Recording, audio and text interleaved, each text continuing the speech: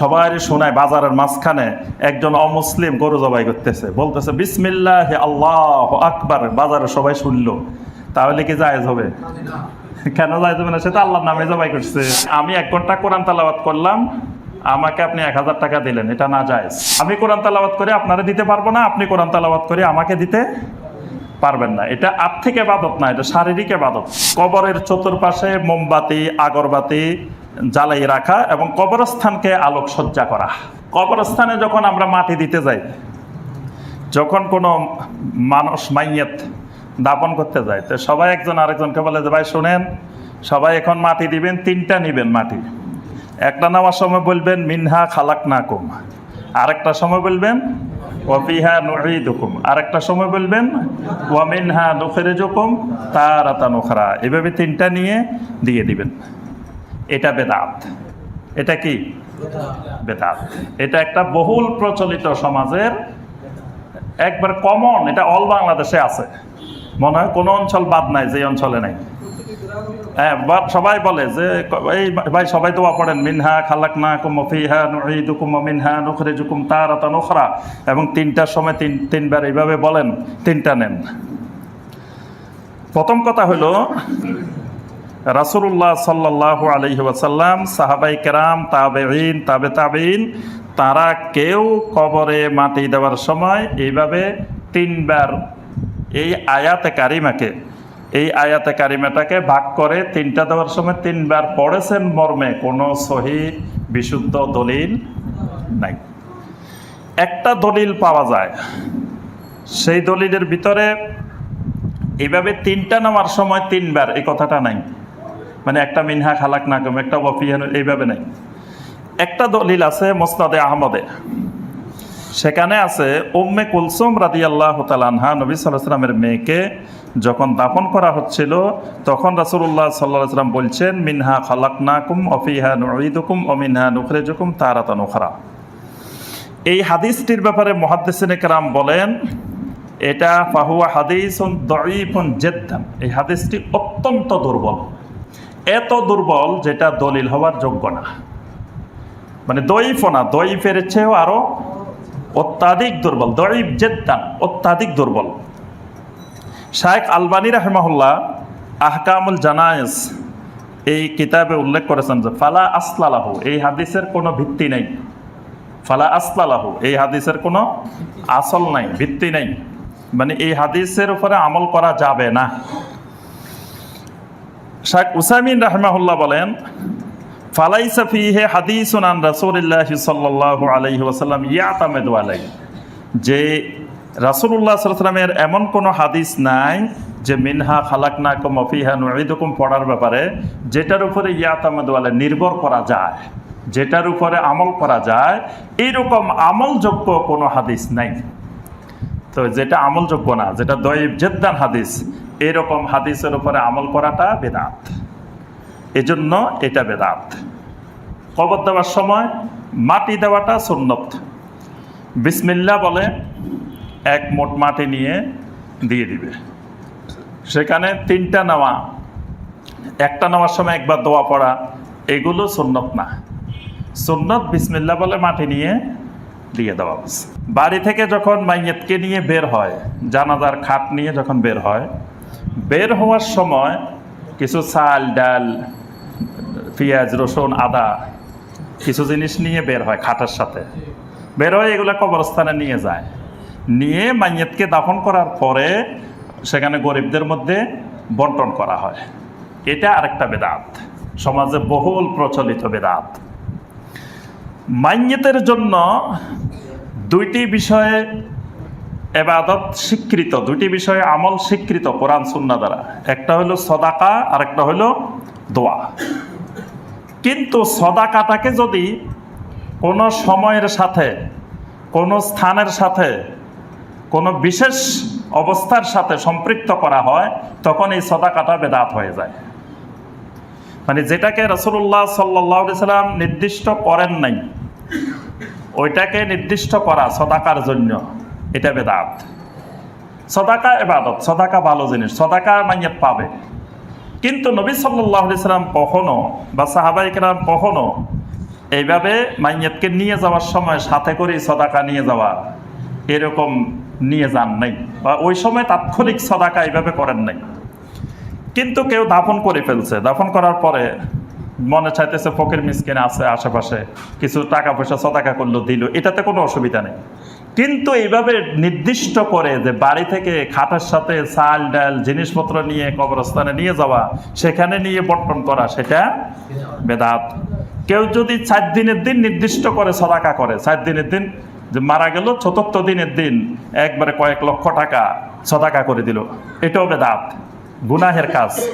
40 দিনের দিন ঠিক করে নিল যে 40 দিনের দিন সদাকা করবে কয়েক লক্ষ টাকা, এটাও বেদাত। ঠিক করে নিল 1 বছর মৃত্যুবার্ষিকীর দিন, যে দিনে মারা গেছে ওই দিন কয়েক হাজার মানুষকে খাওয়াবে, কয়েক হাজার মানুষকে সদাকা করবে, বেদাত। সব খাওয়ানো, সব সদাকা গুনাহের কাজ হয়ে যাবে। কিন্তু সদাকা ভালো জিনিস, খাওয়ানো ভালো জিনিস। কেন গুনাহ হলো?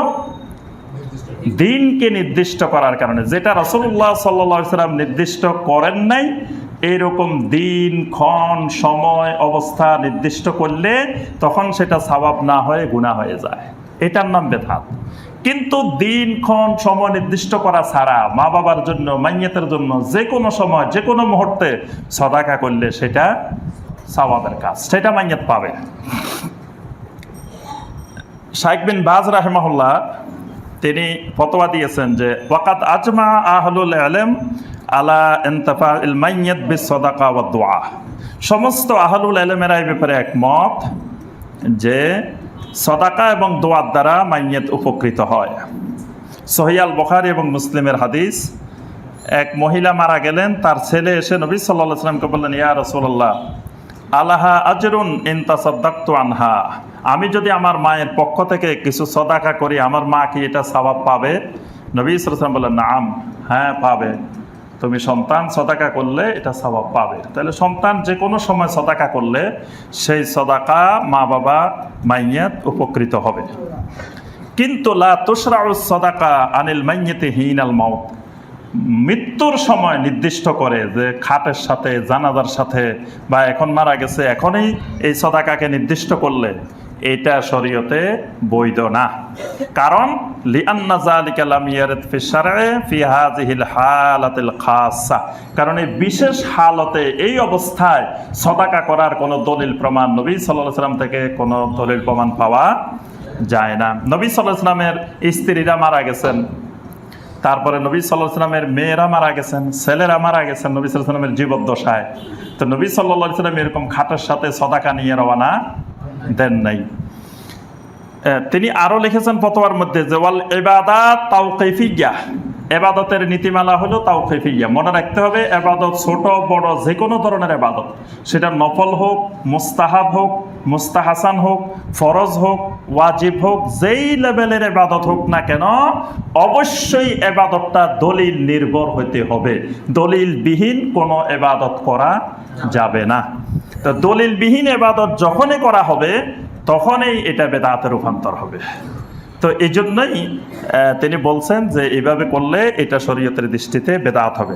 আর সদাকা আনিল মাইয়াতে বাদা 40 ইয়াউম লাইসা লাহু আসলুন, 40 দিন পরে, 1 বছর পরে, বা বিভিন্ন দিন ক্ষণ নির্দিষ্ট করে করে যদি সদাকা করে সেটাও বেদাত হবে।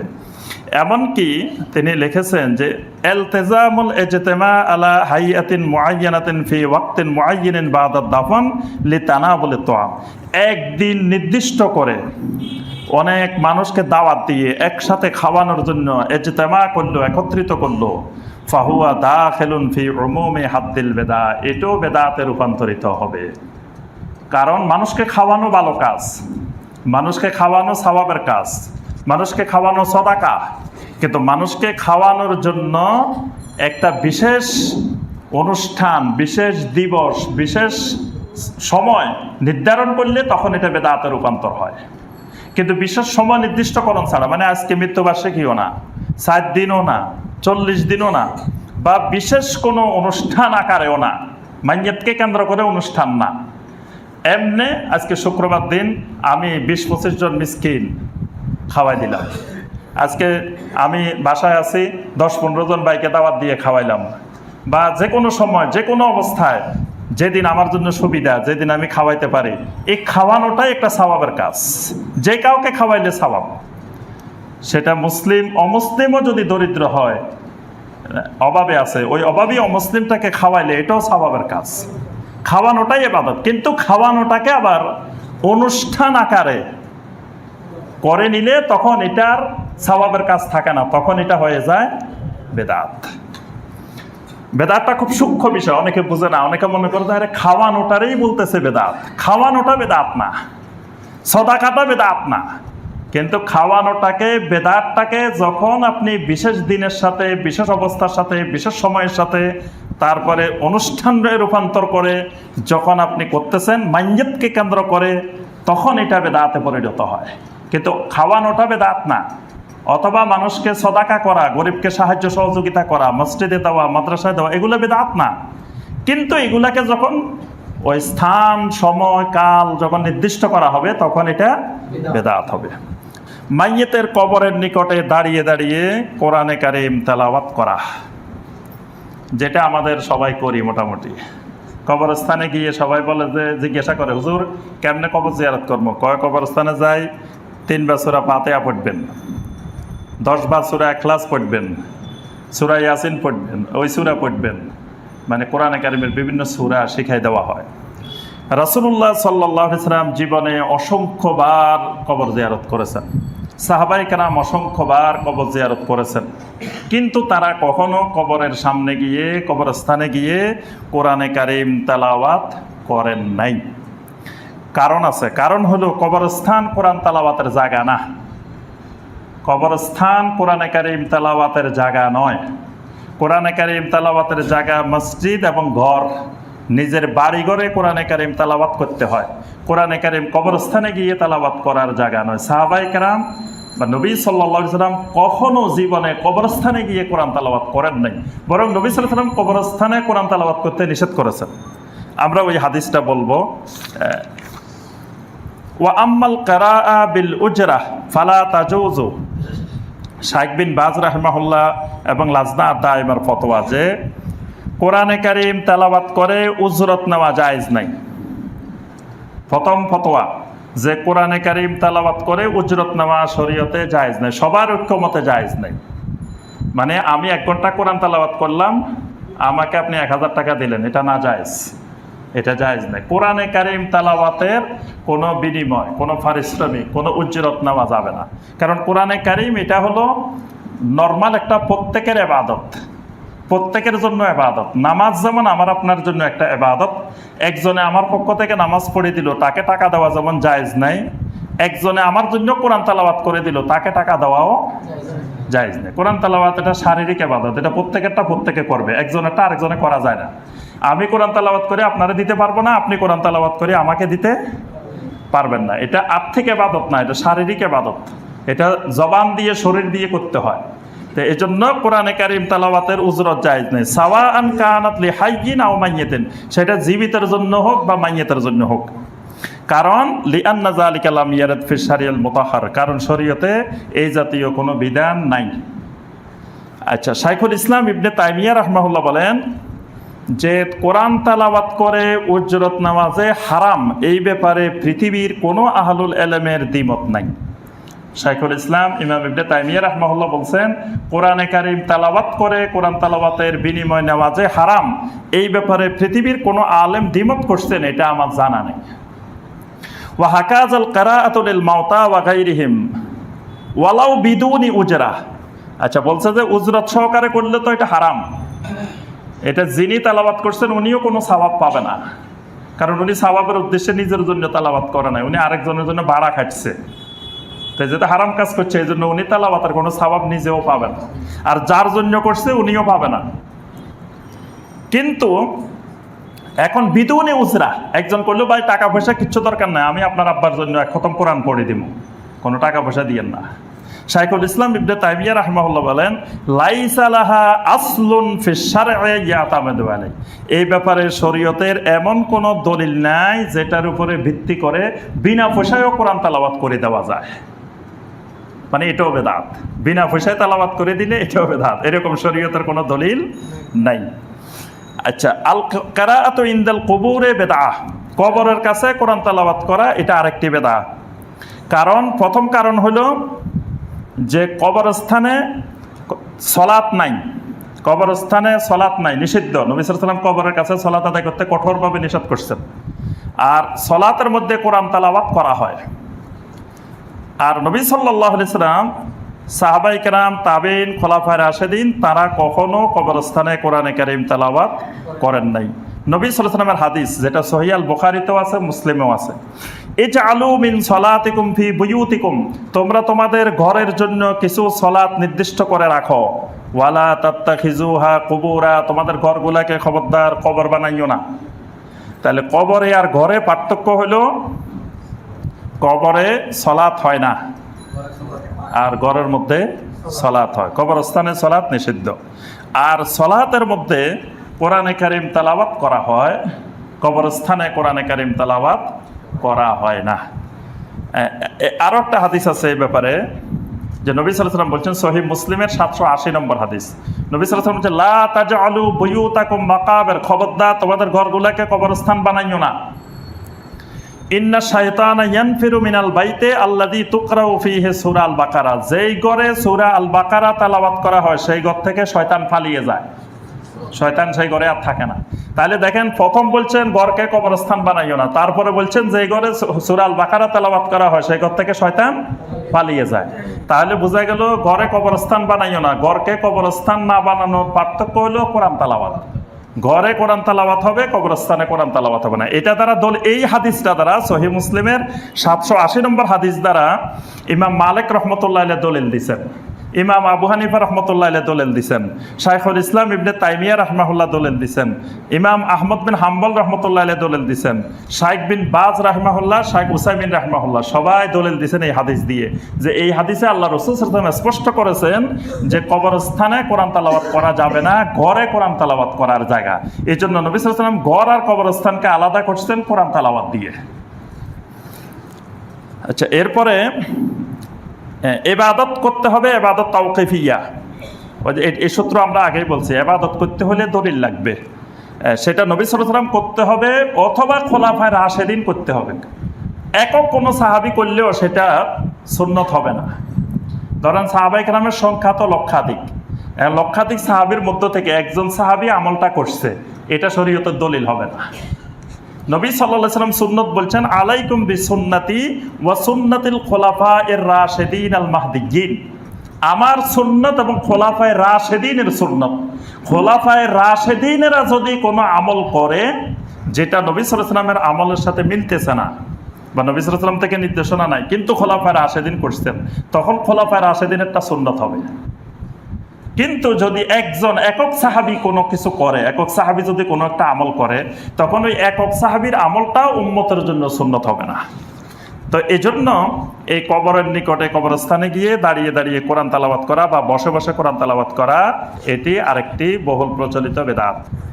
কবর কেন্দ্রিক উৎসব করা, গরু ছাগল মান্নত করে কবরের পাশে নিয়ে জবে করে তাবাররুক বিতরণ করা, এটি আরেকটি বাংলাদেশের, আমাদের সমাজের বহুল প্রচলিত বিদআত। আয-যাবহু ইনদাল কুবুরি লা ইয়াজুজ, কবরের পাশে জবাই করা জায়েজ নাই, সেটা যার কবরেই হোক। কবরের পাশে যেমন বসে বসে কেরাত পড়া, দোয়া করা, কোরআন তেলাওয়াত করা, দোয়া করা, এটাও কবরের পাশে বসে বসে করা জায়েজ নাই। মানে দোয়া করতে হবে কবরবাসীদের জন্য, কিন্তু সেখানে যাই সুন্দর মতে বসি একবারে, তারপরে দোয়া শুরু করলাম, এরকম করা যাবে না। সেই দোয়াটা হয় হাঁটতে হাঁটতে, না হয় একটু দাঁড়াই, তাদের জন্য দোয়া করতে হবে। কিন্তু একবার আসন গেড়ে সেখানে আধা ঘন্টা বসি মাইয়েদের জন্য কবরস্থানে এইভাবে বসে বসে কোরআন তেলাওয়াত, দোয়া যেমন জায়েজ নাই, কবরের পাশে গরু ছাগল জবাই করা জায়েজ নাই। বাল ইয়াজিবুল হাজরু মিন যালিক, কারণ এটা শিরকের উসিলা, শিরকের দিকে ধাবিত করে। কোন নেককার দিনদার মানুষের কবরের পাশে যখন কেউ জবাই করে, জবাইটা একটা ইবাদত, তখন তার মনে এই শিরকি ধারণা এসে যায় যে আল্লাহর ওলি আমার এটা দেখতেছেন, আমি যে গরুটা জবাই করছি, আমি যে ছাগলটা জবাই করছি, আল্লাহর ওলির সোহবতে করছি, আল্লাহর ওলির বরকতের জন্য, তাবাররুকের জন্য করছি, যে এটা নদ্দাতে করলে সেখানে তো আল্লাহর ওলি দেখতো না, এইটা চিটাগাং আনছি বা বরিশাল আনছি, এখানে আনি করছি, এখানে আল্লাহর ওলি দেখলো। এই শিরকি ধারণাটা তার ভিতরে ঢুকে যায়। এই জন্য কবরের পাশে এরকম জবাই করা জায়েজ নাই। এখন কেউ যদি কবরবাসীর উদ্দেশ্যে জবাই করে নাই, আল্লাহর নামেই জবাই করছে, জবাইটা করছে কবরের পাশে, আল্লাহর ওলির কবরের পাশে, কিন্তু জবাই করার সময় বলছে বিসমিল্লাহি আল্লাহু আকবার, এখন এটা জায়েজ হবে কিনা? এখনো এটা হারাম। এখানে কয়েকটা হারাম একসাথে যোগ হয়েছে। একটা হারাম হলো গরু ছাগল সাথে করে নিয়ে রওনা দেওয়া বাড়ি থেকে, এটা একটা ইবাদত। হজ 3 প্রকার। একটা হজের নাম হলো হজ্জে কারান। হজ্জে কারানটা হলো হজের যে কোরবানির পশুটা, হাদিটা, এটা সাথে করে রওনা দিতে হয়। মানে গরু ছাগল বা যেটা কোরবানি করব, এটা বাড়ি থেকে বের হওয়ার সময় সাথে করে নিয়ে যেতে হয়। এই সাথে করে গরু ছাগল নিয়ে বের হওয়া, এটা একটা ইবাদত। তো এই ইবাদত শুধু আল্লাহর জন্য করতে হয়, আর কারোর জন্য এরকম গরু ছাগল নিয়ে বাড়ি থেকে বের হওয়া যায় না। এই বাড়ি থেকে গরু ছাগল নিয়ে যদি অন্য কারো উদ্দেশ্যে বের হয়, ওটাও একটা শিরক। তাহলে 1 নম্বর এখানে শিরক যোগ হয়েছে, এটা বের হওয়াটা। 2 নম্বরে এই জবাইটা তো এখানে নদ্দাতেও করা যাইতো, ঢাকায়ও করা যাইতো। আমার এলাকায় কত মানুষ গরু ছাগল খাওয়া, কিন্তু এখানে না করে ওখানে নেওয়ার উদ্দেশ্য কি? বরকতের উদ্দেশ্যে। এই বরকতের তাবাররুকটা, এটা শিরকি তাবাররুক, মানে শিরকি বরকতের ধারণা, যে সেখানে নিয়ে যাওয়া জবাই করার উদ্দেশ্যে। জবাইটা আরেকটা ইবাদত। 3 নম্বর হলো সেখানে নিয়ে যদি আল্লাহর নামেও জবাই করা হয়, তবুও সেটা হারাম হবে। এই জন্য যে মুশরিক যদি জোরে সোরে জবাই করার সময় বলে বিসমিল্লাহি আল্লাহু আকবার, সবাই শোনায়, বাজারের মাঝখানে একজন অমুসলিম গরু জবাই করতেছে, বলতেছে বিসমিল্লাহি আল্লাহু আকবার, বাজারে সবাই শুনলো, তাহলে কি জায়েজ হবে? কেন জায়েজ হবে না? সেটা আল্লাহর নামে জবাই করছে। হ্যাঁ, মানে তার ভিতরে আল্লাহু আকবার নাই। মুখের আল্লাহু আকবার আল্লাহর কাছে গ্রহণযোগ্য না, আল্লাহু আকবারটা ভিতর থেকে আসতে হবে। তো তার ভিতরেই আল্লাহু আকবার নাই, সে মুখে যতই আল্লাহু আকবার বলো, এই জন্য সে 1000 বার আল্লাহু আকবার বললেও তার জবাই হালাল। শাইখ উসাইমিন রাহিমাহুল্লাহ লিখেছেন হুকম তারিকে সালাতের ভিতরে, যে কোনো বেনামাজি জবাই করার সময় চিৎকার দিয়ে দিয়ে যদি বলে বিসমিল্লাহ আল্লাহু আকবার 100 বার বললেও তার প্রাণী হালাল হবে না। কারণ কি? কারণ বেনামাজি যদি আল্লাহু আকবারে বিশ্বাস করতে, তো মসজিদে দৈনিক 5 বার মাইকে ঘোষণা হচ্ছে আল্লাহু আকবার, তো তার তো কোনো নড়াচড়া নেই। তো সে কোন আল্লাহু আকবারে বিশ্বাস করে? যে আল্লাহু আকবারে যদি বিশ্বাস করতো, সে তো মসজিদেই দৌড় মারতো। যেই লোক আল্লাহু আকবারের আওয়াজ শুনে মসজিদে আসে না, সেই লোকের ওই আল্লাহু আকবার বলা, এটা আল্লাহু আকবারের জন্য না, এটা তার ব্যবসার জন্য, মানুষকে ধোঁকা দেওয়ার জন্য, মানুষের সাথে প্রতারণা করার জন্য। সে আল্লাহু আকবারের প্রতি ইমানদার না। কথাটা বুঝতে পারছেন? এই জন্য শিরকি মাধ্যমে নিয়ে, শিরকের উদ্দেশ্যে নিয়ে আল্লাহর নামে জবাই করলেও সেটা হারাম।